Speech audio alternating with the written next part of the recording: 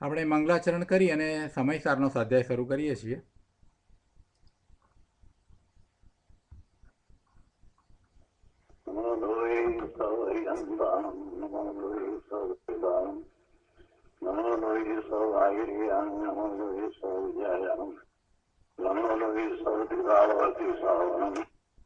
ओंकार संयंत ध्यायन्ति योगिनः ज्ञानदमोक्षदं श्रीओंकाराय नमो नमः.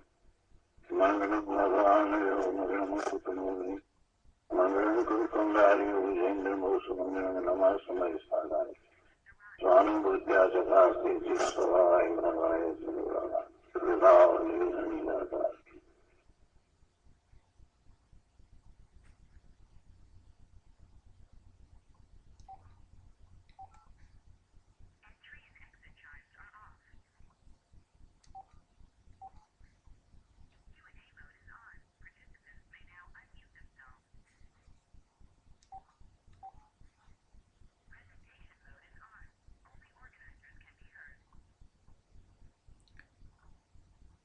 જય જિનેન્દ્ર. સમયસાર ભગવાન કુંદકુંદાચાર્ય રચિત સમયસાર.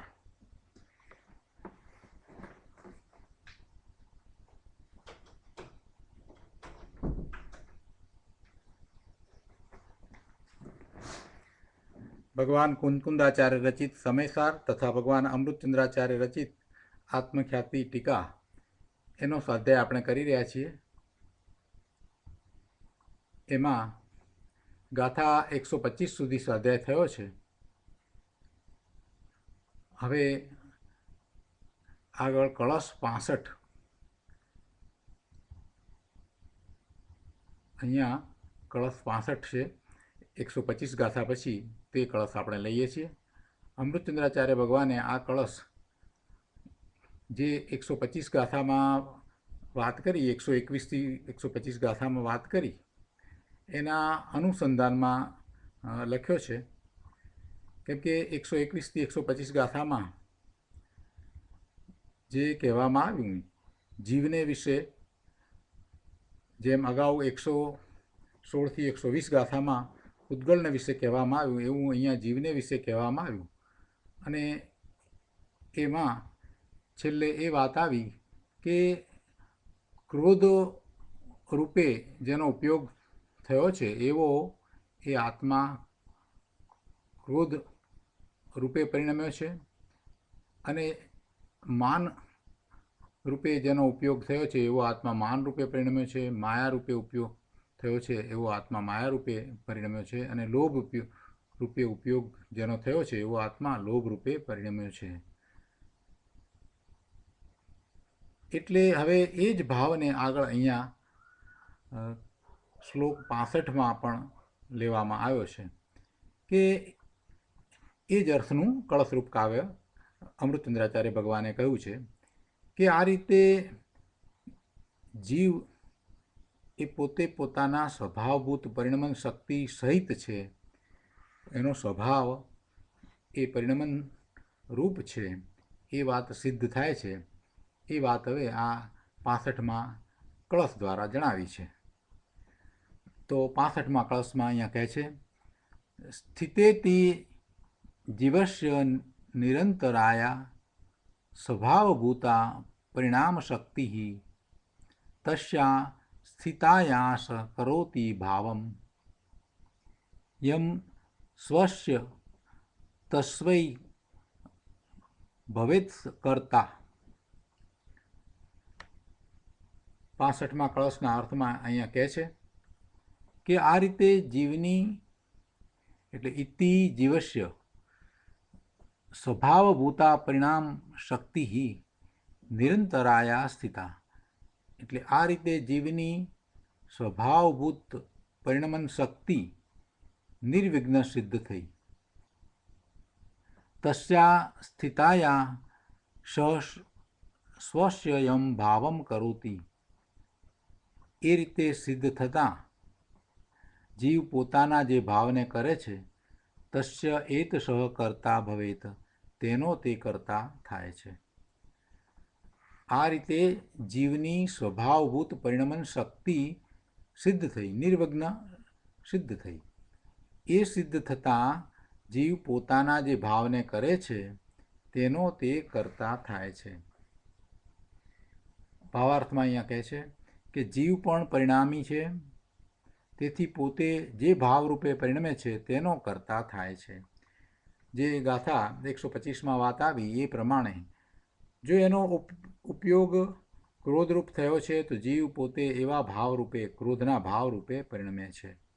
જીવનું પરિણમન સ્વતંત્ર છે અને એવા પરિણમનમાં એને ક્યાંય પૂતગળ દ્રવ્ય કંઈ કરાવતું નથી. પૂતગળ દ્રવ્યને લીધે એને કંઈ કરવા પણ થતું નથી.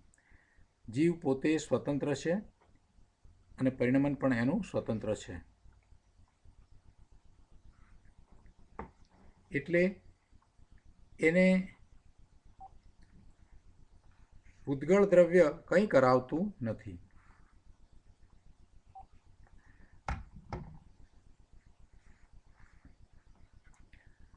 એ જ વાતને અહીંયા એ રીતે દર્શાવી કે જ્યારે જીવ સ્વતંત્રપણે પરિણમન કરે છે,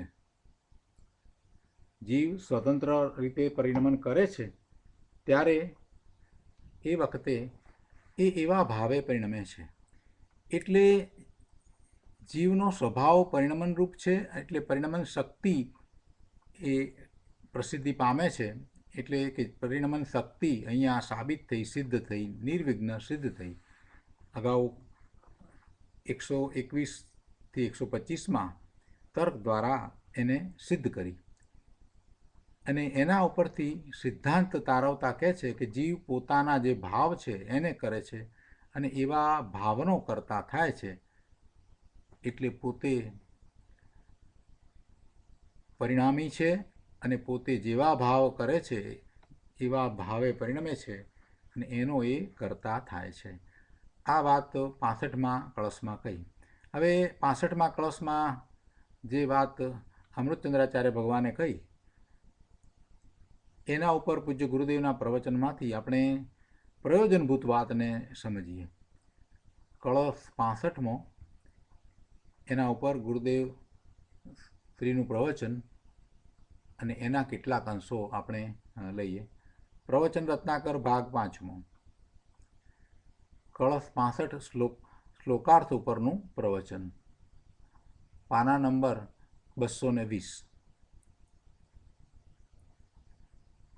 પાના નંબર 220 ઉપર અહીંયા કળશ 65 શ્લોકાર્થ ઉપરનું પ્રવચન, એમાં ગુરુદેવ સમજાવે છે કે આ રીતે જીવની સ્વભાવભૂત પરિણમન શક્તિ નિર્વિઘ્ન સિદ્ધ થઈ.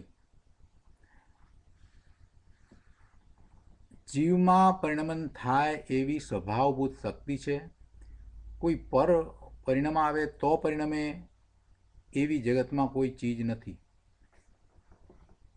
સ્વભાવભૂત શક્તિ જીવની પોતાની છે. જીવ પોતે એમાં પરિણમે છે, એ એની શક્તિ છે. એટલે એને કોઈ એમાં રોકી શકે નહીં અથવા તો બીજી રીતે પરિણમાવી શકે નહીં. એ પોતાની શક્તિ છે એટલે એ બીજા કોઈ ઉપર આધાર રાખતી નથી. એ નિરપેક્ષપણે પરિણમે છે. જીવમાં પરિણમન થાય એવી સ્વભાવભૂત શક્તિ છે. કોઈ પર પરિણમાવે તો પરિણમે એવી જગતમાં કોઈ ચીજ નથી. સ્વભાવભૂત પરિણમન શક્તિ નિરંતરાયા સ્થિતા એટલે કે નિર્વિઘ્ન સિદ્ધ થઈ. મતલબ કે જીવની પરિણમન શક્તિ કોઈ અન્યથી બાધિત નથી તથા તે કોઈ અન્યની સહાયની અપેક્ષા રાખતી નથી. કોઈ વિઘ્ન કરે તો પરિણમન રોકાઈ જાય અથવા તો સહાય કરે તો પરિણમન થાય એમ પણ નથી. એકલો આત્મા સ્વયં નિરંતરાય પરિણમે છે અને એમ સિદ્ધ થતાં જીવ પોતાના જે ભાવને કરે છે તેનો તે કરતા થાય છે. સ્વયં પરિણમતો જીવ પોતે જે પરિણમે છે અથવા તો જે પરિણામ કરે છે એનો એ કરતા થાય છે. પછી એ મિથ્યાત્વ હોય, રાગ દ્વેષના પરિણામ હોય કે પછી સમ્યક દર્શન સમ્યક જ્ઞાનના પરિણામ હોય પણ તે પરિણામ જીવ પોતે કરે છે અને પોતે પોતાના પરિણામનો કર્તા છે. પોતાને જેવા ભાવ થાય છે અને જેવા પરિણામ થાય છે એનો કર્તા જીવ પોતે છે. પરિણમનમાં કોઈ અન્યનો હસ્તક્ષેપ નથી અને કોઈ અન્યના પરિણામ પોતે કરતો નથી. એટલે કે પોતાના પરિણમનમાં બીજો કંઈ કરતો નથી અને બીજાના પરિણમનમાં પોતે કંઈ કરતો નથી. અજ્ઞાની અજ્ઞાન ભાવે રાગ દ્વેષ કરે છે તો એનો કર્તા થાય છે, અને જ્ઞાની જ્ઞાન ભાવે પરિણમે છે તો જ્ઞાનનો કર્તા થાય છે. પણ જીવ જળ પરમાણુઓનો કર્તા થતો નથી, એટલે કે જળ કર્મનો કર્તા થતો નથી. જળ કર્મનો કર્તા પૂતગળ પોતે છે, એટલે પૂતગળને તો જીવ પરિણમાવતો નથી, એટલે એનો કર્તા થતો નથી. માત્ર પોતાના ભાવનો કર્તા થાય છે.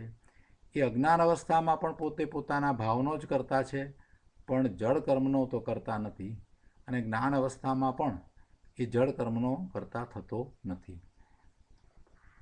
કોઈ પણ પળે કોઈ સંયોગી ચીજ જીવમાં પરિણમન થાય છે એમ નથી. કોઈ પણ સમયે કોઈ પણ સંયોગી ચીજથી જીવમાં પરિણમન થાય છે એમ નથી. મિથ્યાત્વના જે પરિણામ થાય છે તે પોતાના કારણે છે, કોઈ કુગુરુના કારણે પરિણામ થાય છે એમ નથી. ગુરુ સારા નહોતા મળ્યા માટે અમારું પરિણમન આવું થયું, વિપરીત ભાવે થયું, વિભાવ ભાવે થયું, એમ નથી. પરિણમન કરનારો જીવ પોતે છે.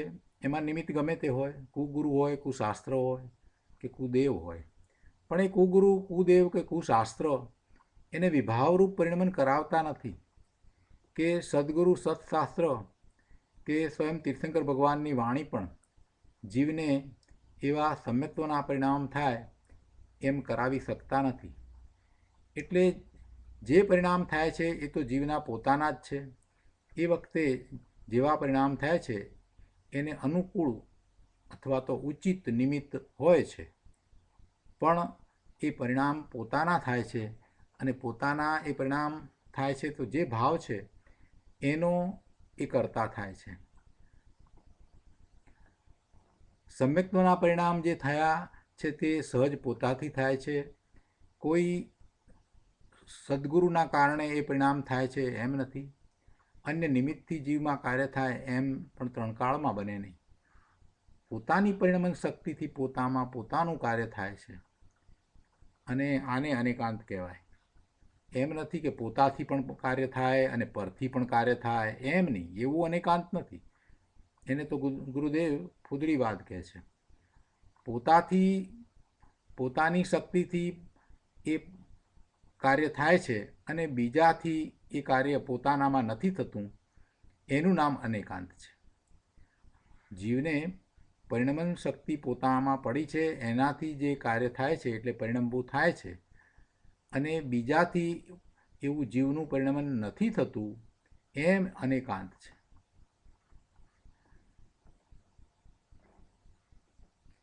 ગુરુદેવ અહીંયા કહે છે કે એક પણ સિદ્ધાંત યથાર્થ બેસી જાય તો સર્વ ખુલાસો સમાધાન થઈ જાય, એવી આ વાત છે.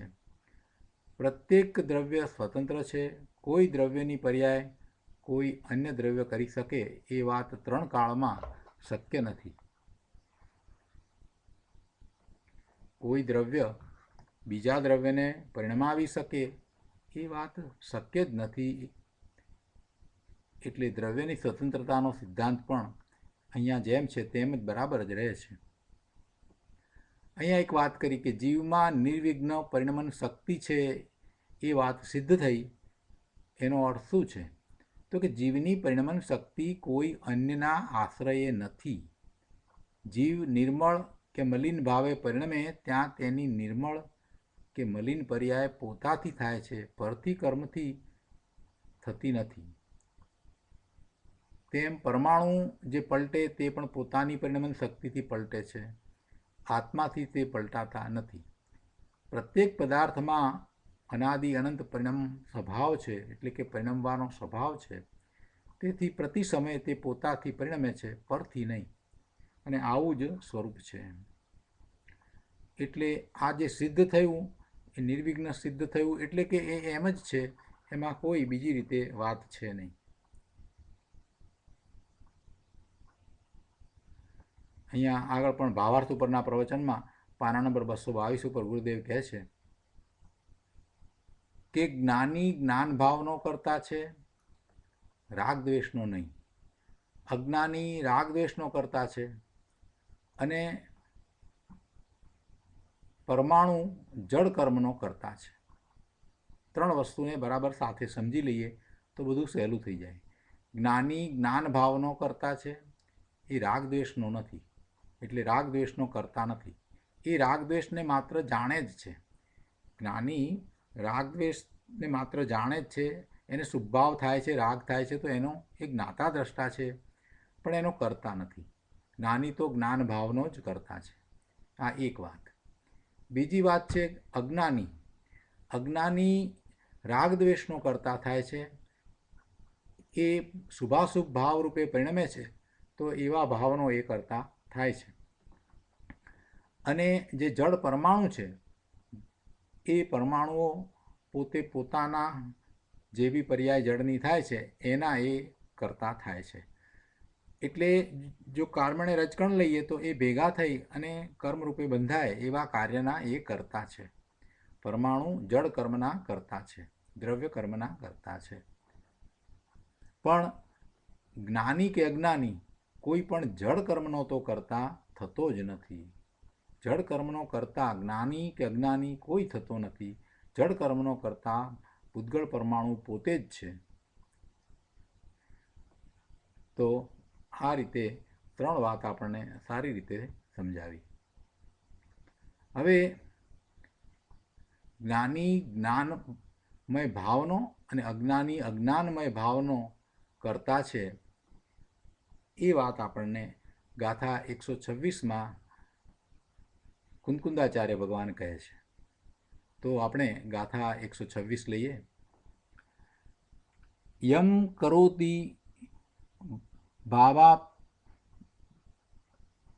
કરોતિ ભાવમ આત્મા કર્તા સભવતી તસ્ય કર્મણઃ જ્ઞાનિનઃ સ જ્ઞાનમયો જ્ઞાનિની. ગુજરાતીમાં ગાથા લઈએ કે જે ભાવને આત્મા કરે કરતા બને તે કર્મનો, તે જ્ઞાનમય છે જ્ઞાનીનો, અજ્ઞાનમય અજ્ઞાનીનો. ગાથાના અર્થમાં અહીંયા કહે છે કે આત્મા યમ ભાવમ કરોતિ તસ્ય કર્મણ. આત્મા જે ભાવને કરે છે તે ભાવરૂપ કર્મનો સકર્તા ભવતી, તે કરતા થાય છે. આત્મા જે ભાવને કરે છે તે ભાવરૂપ કર્મનો તે કરતા થાય છે.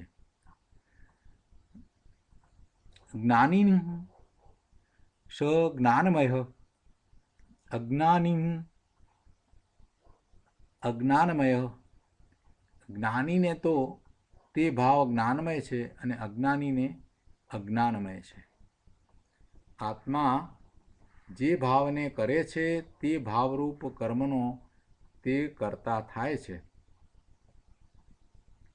જ્ઞાનીને તો તે ભાવ જ્ઞાનમય છે અને અજ્ઞાનીને તે અજ્ઞાનમય છે.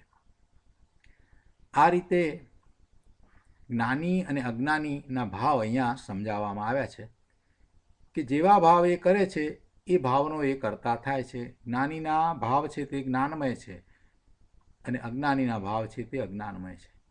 પણ આમાં ઘણું સમજવાનું છે. ગુરુદેવ આના ઉપર ઘણી સ્પષ્ટતા કરી છે. પહેલાં આપણે ટીકા લઈએ અને પછી ગુરુદેવના પ્રવચનમાંથી આગળ વાત સમજીએ. અહીંયા ગાથાની ટીકામાં અમૃતચંદ્રાચાર્ય ભગવાન સમજાવે છે કે આ રીતે આત્મા સ્વયમેવ પરિણામ સ્વભાવવાળો છે તો પણ પોતાના જે ભાવને કરે છે તે ભાવનો જ કર્મપણાને પામેલાનો તે કરતા થાય છે. અર્થાત તે ભાવ આત્માનું કર્મ છે ને આત્મા તેનો કર્તા છે. આત્મા સ્વયંમેવ પરિણામ સ્વભાવવાળો છે, એ પરિણામી છે. સાંખ્ય મતમાં કહ્યું તેમ અપરિણામી નથી. એટલે આત્મા પોતે પરિણમન શક્તિ સહિત છે, એટલે એ સ્વયંમેવ પરિણમે છે અને એવા સ્વયંમેવ પરિણમન સ્વભાવવાળો છે. તો પણ પોતાના જે ભાવને કરે છે તે ભાવનો જ કરતા તે થાય છે. એટલે કે તે ભાવ આત્માનું કર્મ છે અને આત્મા તેનો કર્તા છે. જે ભાવ આત્માને થયા, જીવને જે ભાવ થયા, એ એનું કાર્ય છે. કાર્ય એટલે કર્મ, અને એવા કાર્યનો એ કર્તા થાય છે. અહીંયા કાર્ય એટલે કર્મ એમ અર્થ લેવાનો છે. એટલે એવા કર્મનો એ કર્તા થાય છે એમ કહેતા એ કાર્ય છે એનો એ કર્તા થાય છે. તે ભાવ જ્ઞાનીના અને અજ્ઞાનીના જુદા જુદા પ્રકારે છે. જે ભાવ જ્ઞાનીને છે તે જ્ઞાનમય છે. જ્ઞાનીના જે ભાવ છે તે બધા ભાવ જ્ઞાનમય જ છે. કારણ કે તેને સમ્યક પ્રકારે સ્વ પરના વિવેક વડે સ્વ અને પર એ બેનો વિવેક વર્તે છે. સ્વ શું છે એને એ જાણે છે, પર શું છે એને પણ એ જાણે છે. એટલે જ્ઞાનીના ભાવ છે તે જ્ઞાનમય છે, એને વિવેક છે. સ્વ શું છે અને પર શું છે એનો એને વિવેક છે. એટલે એ જ્ઞાનીના ભાવને જ્ઞાનમય કયા. એટલે તે ભાવ જ્ઞાનીને જ્ઞાનમય જ છે. જે એનું કર્મ છે, જે ભાવનો એ કર્તા છે, એ ભાવ જ્ઞાનીને તો જ્ઞાનમય છે. કારણ કે એ સ્વ અને પરનો ભેદ જાણે છે. સર્વ પર દ્રવ્ય ભાવોથી પોતે ભગવાન આત્મા ભિન્ન છે એવી એને શ્રદ્ધા છે, એવો એને અનુભવ છે. એટલે અહીંયા કહે છે કે તે ભાવ જ્ઞાનીને જ્ઞાનમય જ છે. કારણ કે તેને સમ્યક પ્રકારે સ્વપરના વિવેક વડે સર્વ પરદ્રવ્ય ભાવોથી ભિન્ન આત્માની ખ્યાતિ અત્યંત ઉદય પામી છે. સર્વ ભાવો જે પોતાથી ભિન્ન છે એવા સર્વ ભાવો એનાથી પોતે ભગવાન આત્મા જુદો છે એમ આત્માની ખ્યાતિ અત્યંત ઉદય પામી છે. અને તે ભાવ અજ્ઞાનીને તો અજ્ઞાનમય જ છે. કારણ કે તેને સમ્યક પ્રકારે સ્વપરનો વિવેક નથી, અને સ્વપરનો વિવેક નહીં હોવાને લીધે ભિન્ન આત્માની ખ્યાતિ અત્યંત અસ્ત થઈ ગઈ છે. જ્ઞાનીને ભેદ જ્ઞાન છે, સ્વપરનો વિવેક છે, સ્વ શું છે અને પર શું છે એનો બરાબર એને વિવેક છે. એટલે એને આત્માની ખ્યાતિ ઉદયમાં છે. જ્યારે અજ્ઞાનીને સ્વ અને પરનું ભેદ જ્ઞાન નથી, એવો વિવેક વર્તતો નથી. એટલે એને આત્માની ખ્યાતિ અસ્ત પામી ગઈ છે, અસ્ત થઈ ગઈ છે. એને આત્માની ખ્યાતિ નથી.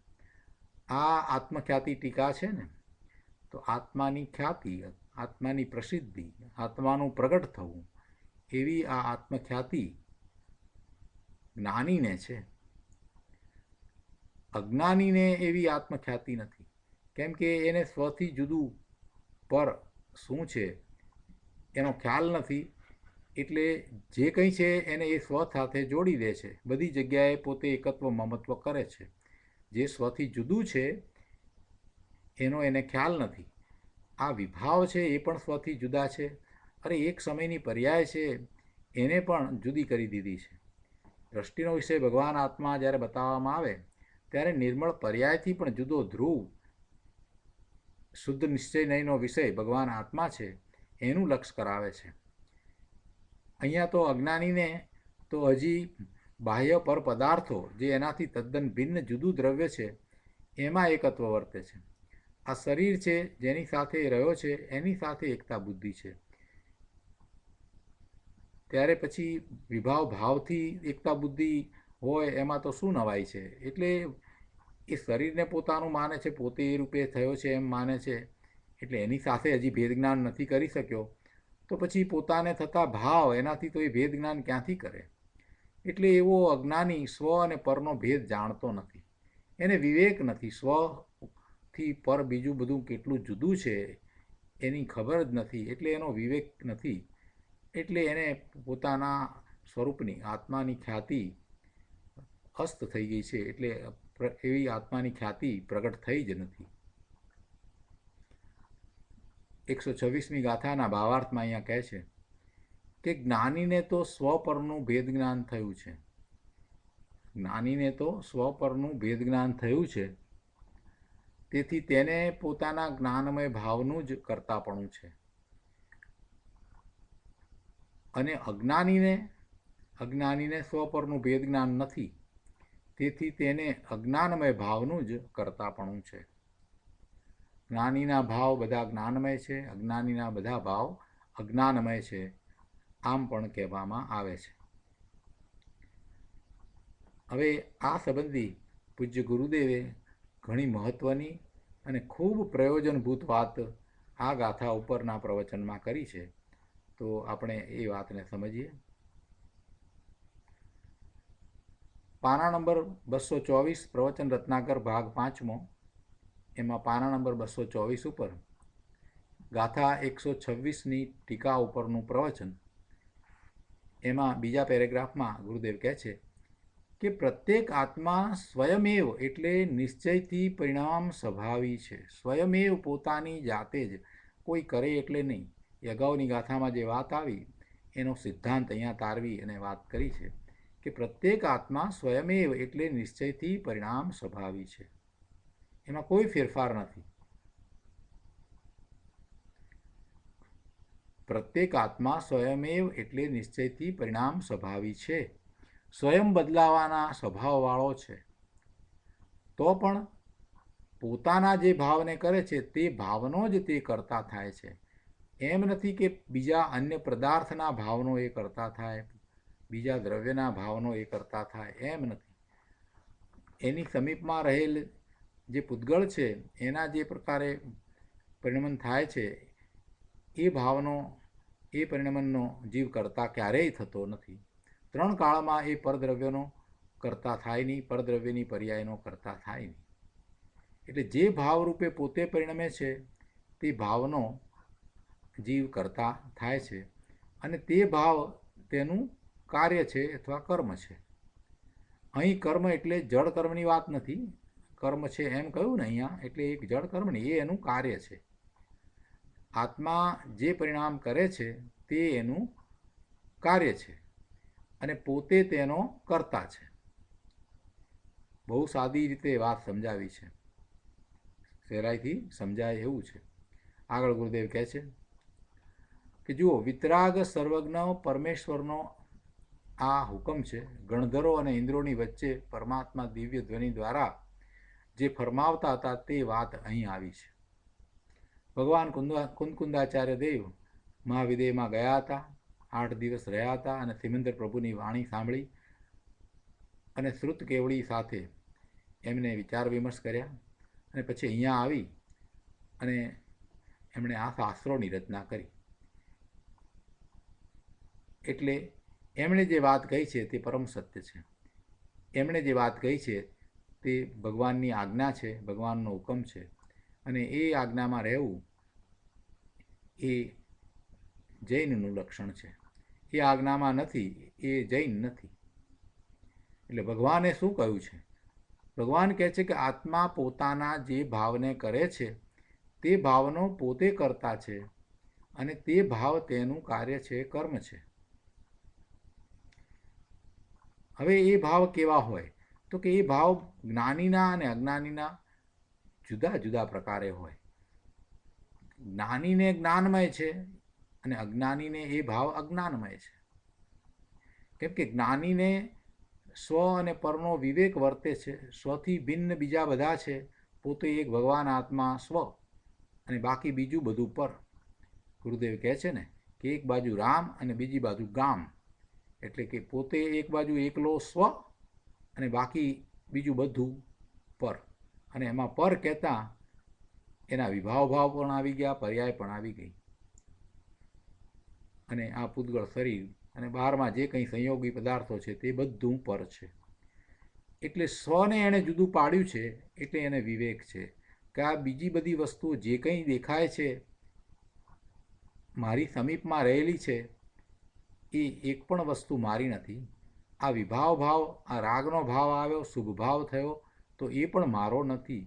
એમ એને સ્વથી બીજું બધું જુદું પર છે એવો વિવેક સતત વર્તે છે. અને એ જ જ્ઞાની છે. જ્ઞાની પોતાના સ્વરૂપને અનુભવી ચૂક્યો છે, એટલે કેવું સ્વરૂપ છે એનો એને ખ્યાલ છે, એટલે એ સ્વરૂપ સિવાય બીજું બધું પર છે. એક વખત અનુભવ થયો છે એટલે ખબર છે કે આ જ સ્વ છે, એના સિવાય બીજું બધું પર છે. એટલે આવો વિવેક એને વર્તે છે. એટલે એ બીજા બધા અન્યથી પોતે ભિન્ન ભગવાન આત્મા એમ એક ખ્યાતિ ઉદયમાં આવી છે. એટલે એમ એને ઉદય વર્તે છે, પોતે ભગવાન આત્મા બીજાથી જુદો ભિન્ન સતત દ્રષ્ટિ આત્મા તરફ રહે છે. અને ભેદ જ્ઞાન હવે કરવું પડતું નથી. આવી જ્ઞાનીની દશા છે. એટલે એના ભાવ કેવા છે તો કે કદાચ કોઈક વખતે શુભ ભાવ પણ આવ્યો છે તો પણ એને એ જાણવા દેખવા વાળો જ થાય છે. એના મય થતો નથી, એના રૂપે થતો નથી, એની સાથે એકત્વ કે મમત્વ કરતો નથી. એટલે માત્ર એને જાણે દેખે છે, એટલે કે જ્ઞાન જ કરે છે. એટલે એના ભાવ છે તે બધા જ્ઞાનમય છે. જ્ઞાની સ્વને જાણે છે એટલે બીજું બધું એને માત્ર એના જ્ઞાનની પર્યાયમાં જણાય છે. અને એનો એ દ્રષ્ટા જ્ઞાતા છે. એટલે એના ભાવ કેવા થયા? માત્ર જ્ઞાન કરવારૂપ ભાવ થયા. એટલે જ્ઞાનીને જ્ઞાનમય જ કહ્યું. જ્ઞાનીના બધા ભાવ જ્ઞાનમય કયા. કેમ કે એ જ્ઞાતા દ્રષ્ટા થઈ ગયો છે. એ માત્ર એનું જ્ઞાન કરે છે અને જાણે છે. ન તો એને કરે છે એટલે કરતા થાય છે, કે ન તો એને ભોગવે છે એટલે ભોગતા થાય છે. જ્યાં જ્યાં દ્રષ્ટિ કરે છે ત્યાં બધે જ એની શ્રદ્ધા એમ છે. અને એ જ પ્રમાણે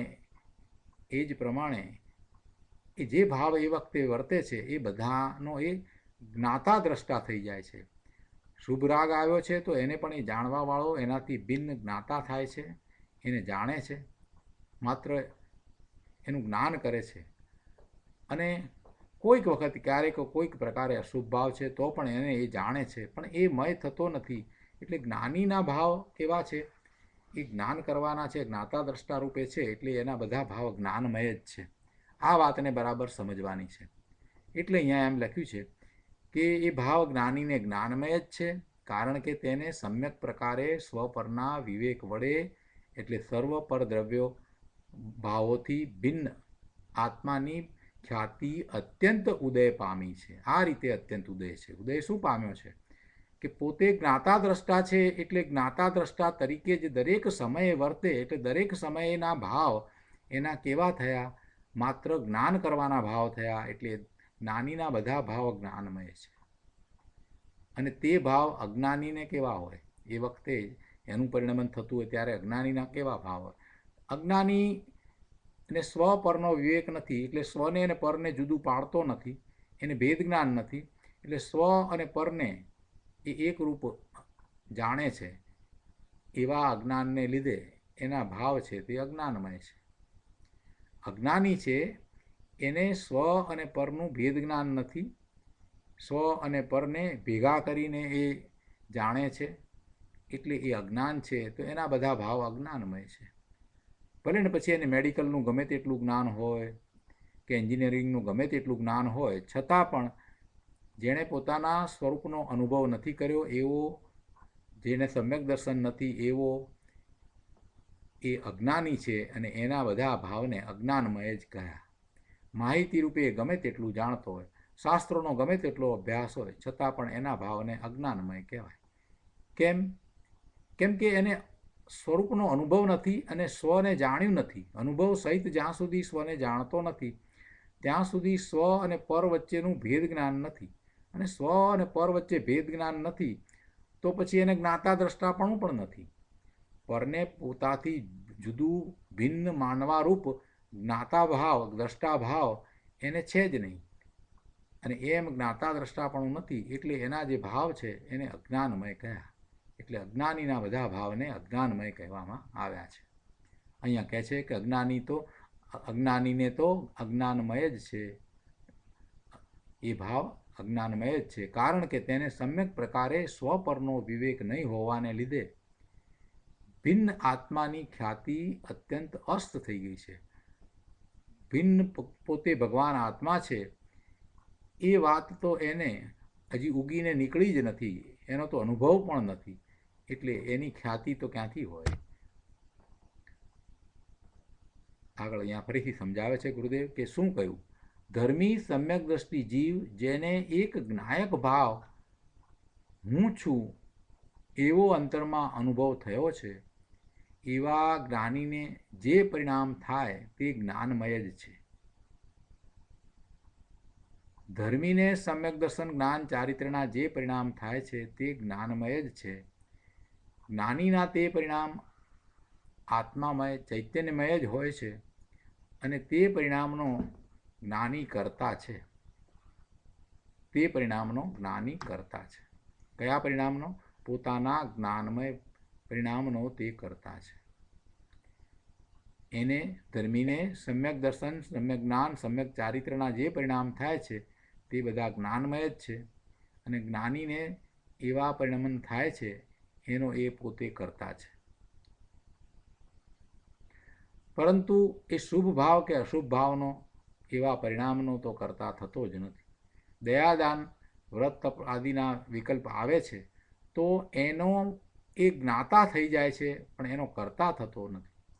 જ્ઞાનીને દયાદાન વ્રત તપ ભક્તિના જે વિકલ્પ આવે છે તો એવા શુભ ભાવને એ જાણવા દેખવા વાળો થાય છે, પણ એનો એ કરતા થતો નથી. અશુભ ભાવ કોઈ વાર હોય તો એનો પણ એ જાણવા દેખવા વાળો છે, એનો એ કરતા થતો નથી. એટલે જ્ઞાનીને ભેદ જ્ઞાન છે, સ્વથી બીજું બધું જુદું પર છે એવું એને સ્પષ્ટ દરેક સમયે અનુભવમાં રહે છે. દરેક સમયે એમ જ એને લાગે છે, એટલે કંઈ વારે વારે એને જુદું પાડવું પડતું નથી. વારે વારે એમ જુદું પાડવું નથી પડતું કે હું સ્વ જુદો, એમ જુદું નથી પાડવું પડતું.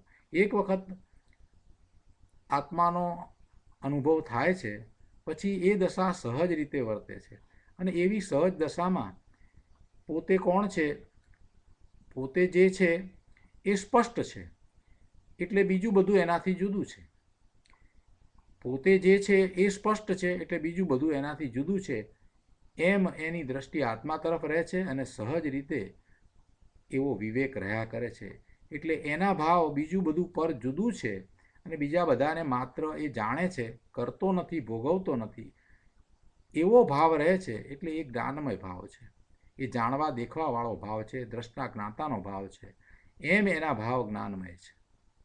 બહુ વિચારવા જેવી વાત છે કે સમ્યક દ્રષ્ટિની દશા કેવી હોય. એક વખત પોતાને અનુભવ થયા પછીથી એ જે અનુભવ થયો છે ને, જેવો ભગવાન આત્માને એનો અનુભવ છે, જે અલૌકિક આનંદનો અનુભવ થયો છે, વેદન થયું છે, અને એ સાથે જે જ્ઞાન થયું છે, એ પછી જે જોયું છે, અનુભવ્યું છે, એ તો સ્પષ્ટ રહી જાય છે. એટલે એને કોઈ બીજા કોઈ પણ પ્રકારે એની આગળ વાત લઈ જાય તો એને પોતાથી ભિન્ન જ જાણે છે, કોઈ રીતે એ એમાં આવતો નથી. જેમ પેલા આદિવાસીનું ઉદાહરણ આપણે લઈએ છીએ ને, કે એક વખત એને ટીવી વિશે ગમે તેટલું સમજાવવામાં આવ્યું હોય, પણ એક વખત એને ટીવી બતાવીએ પછી એને ગમે તેવા બોક્સ બતાવો, ગમે તે વસ્તુ બતાવો, પણ એ જાણે છે કે ટીવી જુદું છે અને આ બીજું બધું છે, આ એના કરતાં જુદું છે. એવી રીતે આ સમ્યક દ્રષ્ટિ જ્ઞાનીને સ્વરૂપનો અનુભવ થાય છે, પછી એને સતત એવો જ વિવેક વર્તે છે કે હું જુદો છું, હું જુદો છું, આ બીજું બધું મારાથી ભિન્ન છે. અને એવી એ ભેદરૂપ વાત એને કંઈ યાદ કરીને કરવી પડતી નથી. એ તો સતત પોતે પોતાના સ્વરૂપને એકવાર અનુભવ્યું છે, એટલે એ રૂપે જ એ રહે છે, દ્રષ્ટિ એની એમ જ રહે છે. એટલે એના ભાવ કેવા હોય? જ્ઞાનમય હોય. આ વાતને બરાબર પકડવાની છે કે જ્ઞાનીના ભાવ જ્ઞાનમય કઈ રીતે છે. ગુરુદેવે બહુ સરસ એના ઉપર વિસ્તાર કર્યો છે, ઘણું સમજાવ્યું છે. આ ગાથા ઉપર ગુરુદેવે જ્ઞાનીની અંતરંગ દશાની વાત આપણને ખૂબ સમજાવી છે. કેવો જ્ઞાની હોય? અહીંયા આગળ કહે છે, પાના નંબર 225 ઉપર ત્રીજા પેરેગ્રાફમાં અજ્ઞાનીની વાત અને જ્ઞાનીની વાત બંનેને સાથે લઈને સમજાવતા કહે છે કે આ આત્મધર્મ માસિક બહાર પડે છે ને, આત્મધર્મ નામનું માસિક સોનગઢથી બહાર પડે છે. કેટલા વર્ષોથી બહાર પડે છે? કદાચ 50 વર્ષ કરતાં વધારે વર્ષ થઈ ગયા. અત્યારે એની ઉપર જે વર્ષ લખવામાં આવે છે તો પછી પાછળથી કંઈક ફેરફાર થયો છે, એટલે એ રીતનો છે. બાકી ઘણા વર્ષોથી બહાર પડે છે. આ માસિક બહાર પડે છે, તેના અક્ષરો હું લખું છું એમ જો કોઈ માને તો તે મૂંડ જીવ છે. અક્ષરના પરમાણુથી તે પર્યાય થાય છે, એટલે અક્ષરની રચના અક્ષરના પરમાણુથી છે. તેને બીજો કરે છે, અર્થાત બીજો અક્ષર લખે છે, તે તદ્દન ખોટી વાત છે. અજ્ઞાની પોતાને પરનો કરતા માને છે. જો કેવું ઉદાહરણ લીધું છે કે અજ્ઞાની કેવો હોય, જે આટલું દ્રવ્યશ્રુત લખતો હોય એવો જ કોઈક પંડિત હોય તો એને માટે પણ એ વાત કરી છે કે જો એ એમ માને કે આ રચના મારાથી થાય છે, આ અક્ષર મારાથી લખાય છે, ભલે ને એ શાસ્ત્ર લખતો હોય પણ એ અક્ષર લખનારો હું છું, એવી જો એની માન્યતા હોય તો એ અજ્ઞાની ઠરે છે. કેમ કે અક્ષરની રચના અક્ષરથી થઈ છે, પરમાણુનું એ પરિણમન છે, એ પરમાણુ પૂતગળની એ પર્યાય છે.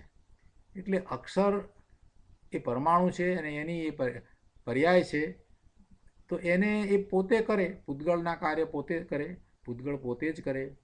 એમાં આ જીવ ક્યાંથી કરે? એટલે જો કોઈ એમ માનતો હોય કે એ હું લખું છું તો એ અજ્ઞાની છે, અને એ અજ્ઞાની પોતાને પરનો કરતા માને છે. એ એનું મિથ્યા અભિમાન છે, મિથ્યાત્વ છે.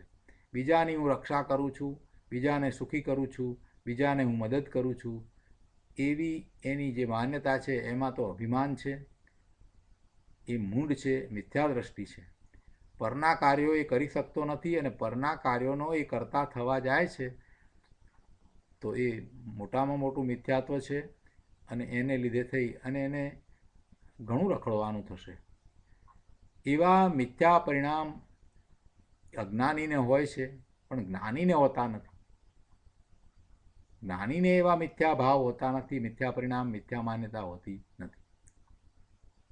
તથા પોતાની પર્યાયમાં જે રાગ આદિ ભાવ થાય તે મારું કર્તવ્ય છે, કાર્ય છે, એમ પણ જ્ઞાની માનતા નથી. અજ્ઞાની ભલે માને પણ જ્ઞાની માનતા નથી. ચક્રવર્તી સમકીતીને 6 ખંડનું રાજ્ય હોય, 96,000 રાણીઓના વૃંદમાં અને તે સંબંધીના રાગમાં તે ઊભો હોય તો પણ તે પરિણામોનો કરતા હું છું એમ તેઓ માનતા નથી. ચક્રવર્તીને એ બધું દ્રષ્ટા ભાવે હોય છે, જ્ઞાતા ભાવે હોય છે, એ બધું કરતા ભોગતા ભાવે હોતું નથી. હું તો જ્ઞાન આનંદ સ્વભાવી સચ્ચિદાનંદ સ્વરૂપ ભગવાન આત્મા છું એમ જ્ઞાની માને છે. શુદ્ધ ચૈતન્યના લક્ષ્ય ઉત્પન્ન થયેલા શ્રદ્ધા, જ્ઞાન, શાંતિ, સ્વચ્છતા, વિતરાગતા રૂપ ધર્મીના પરિણામ એ જ્ઞાનમય જ હોય છે એમ અહીંયા કહેવું છે.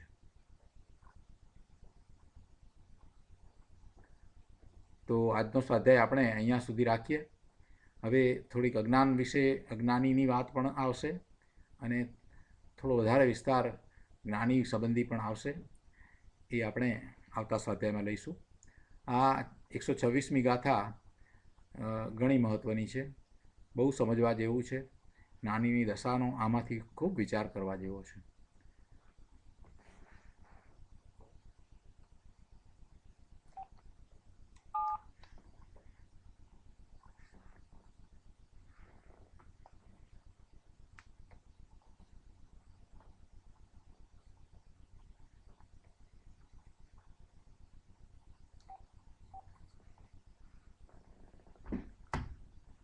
હવે આજે શુક્રવાર છે તો આપણે ભક્તિ કરીશું. એ પહેલાં આપણા પ્રતિભાવ અથવા પ્રશ્નો હોય તો આપણે વિચાર કરીએ.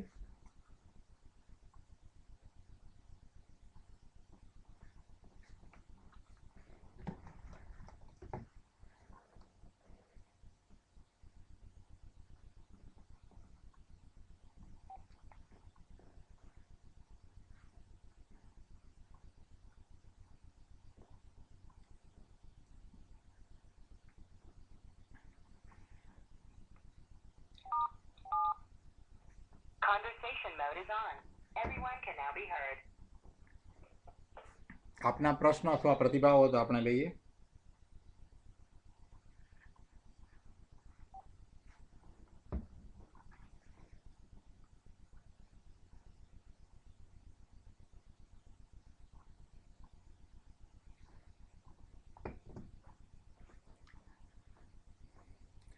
પ્રશ્ન અથવા પ્રતિભાવ ન હોય તો પછી આપણે આજે ભક્તિ શરૂ કરીએ.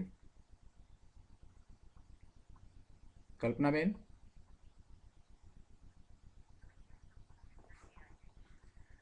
તો અહીંયાથી મૂકીએ. હા, અહીંયાથી આપણે ભક્તિ લઈએ. આજે શુક્રવાર છે.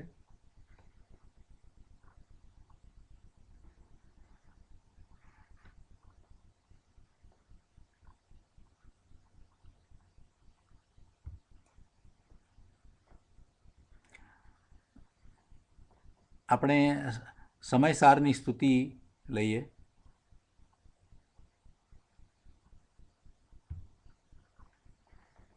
સંસારી જીવના ભાવ મરણો ટાળવા કરુણા કરી, સરિતા વહાવી સુધા તણી, પ્રભુ વીરતે સંજીવની. શોષાતી દેખી સરિતને કરુણા બિના હૃદયે કરી, મુનિ કુંદ સંજીવની સમય પ્રાવૃત તણે ભાજન ભરી. કુંદ કુંદે રચ્યું શાસ્ત્ર સાથિયામૃતે પુર્યા, ગ્રંથાદિરાજ તારામાં ભાવો બ્રહ્માંડના ભર્યા. અહો વાણી તારી પ્રસમ રસ ભાવે નિતરતી, મુમુક્ષુને પાતી અમૃત રસ અંજલિ ભરી ભરી. અનાદિની મૂર્છા વિષતણી ત્વરાથી ઉતરતી, વિભાવેથી થંભી સ્વરૂપ ભણી દોડે પરિણતી.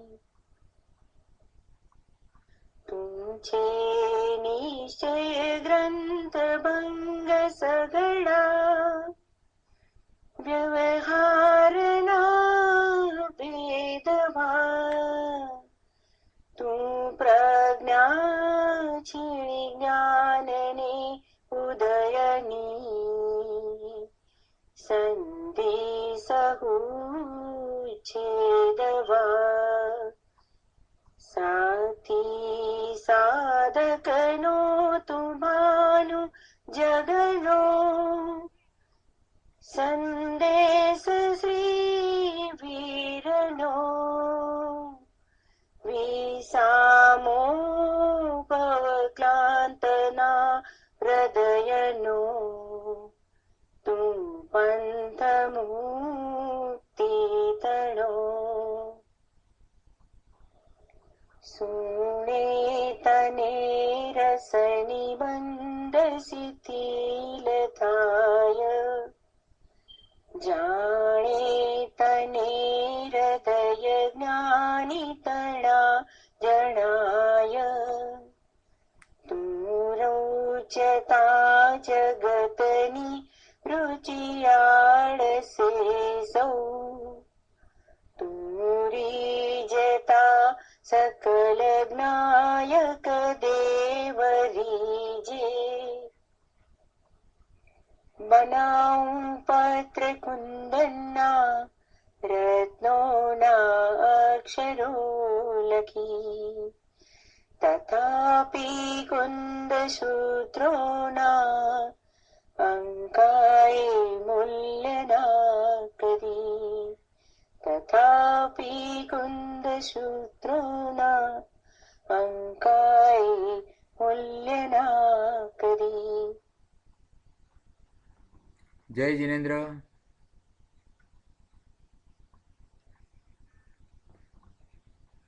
જય જિનેન્દ્ર પ્રભુ. જય જિનેન્દ્ર. જય જિનેન્દ્ર. જય જિનેન્દ્ર પ્રભુ. જય જિનેન્દ્ર.